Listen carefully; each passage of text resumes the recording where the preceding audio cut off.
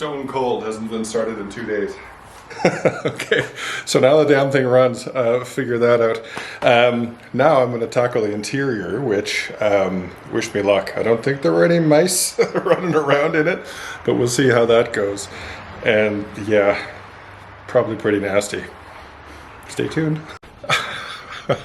And not to be a total cliche of myself, but you know you're Canadian when you're working on your convertible in January with a Tim Hortons coffee in your hand next to your snowblower, which is right there. And there's still like 8 feet of snow outside. Here, have a look at this.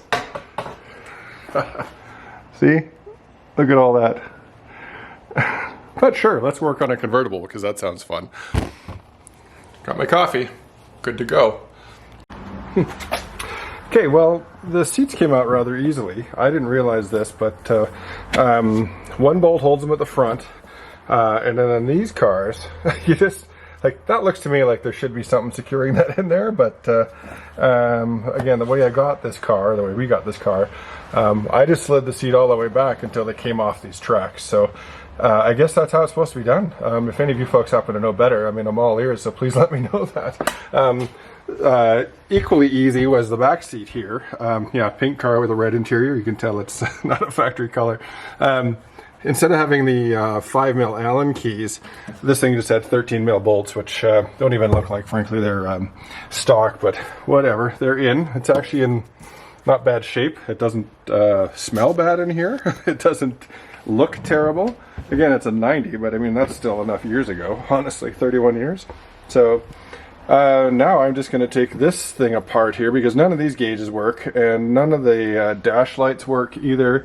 Yeah, I've tried the little wheelie thing, obviously, but there's some other issues going on here, and there's a couple of wires sitting right there. So I'm going to dive into the fuse box once I get this console off here too to see what's going on. But if any of you have any help or any tips for ripping this stuff in and out, making gauges work, etc., other than what I've seen on YouTube, that would be fantastic. So thanks, folks. More in a minute.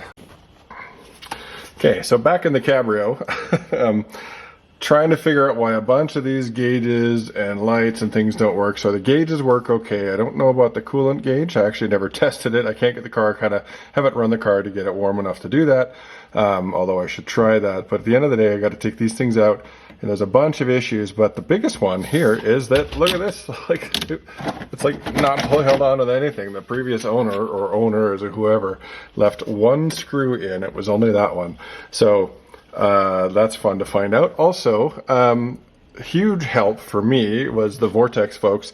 I have this steering wheel, which means once you pull the cover off, like the horn cover, then you're left with this thing here. Let's put that down.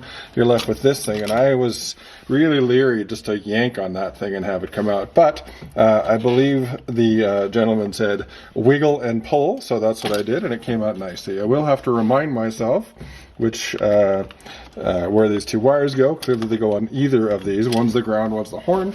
Just have to make sure that I put those in correctly. So now I can yank all this stuff out, which is cool. And most importantly, look at this garbage. Like, you know, that to me, I mean, I know we all include some stereo stuff together, but that's just a nightmare, man. Look at that. I think that's, what's it, a capacitor? I don't even know. It's a coil of some kind. So once I get that stereo out of here, that shit's going, because that's a mess. Also, while I'm recording though, I do want to make note of the wires for how these things go together. So it's nice to have these clips here. Here, I'm going to bring the light up. Hang on one sec.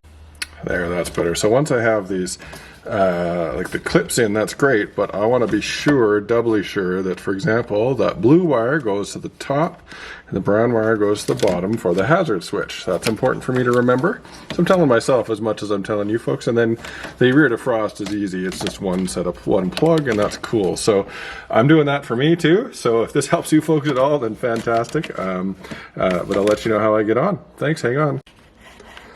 Well, that's one mystery solved, why the headlight switch didn't do a damn thing. It's not even plugged in. Look at that. And that's not even just because I wiggled it. It just wasn't even close. So that's This car is awesome. I'm learning so much about how to take apart a Volkswagen Mark I Cabriolet, Canadian, of course. So again, I'm doing this for my amusement, and I hope some of you folks get some chuckles out of this as I learn things as I go about Volkswagens in general and this crazy car.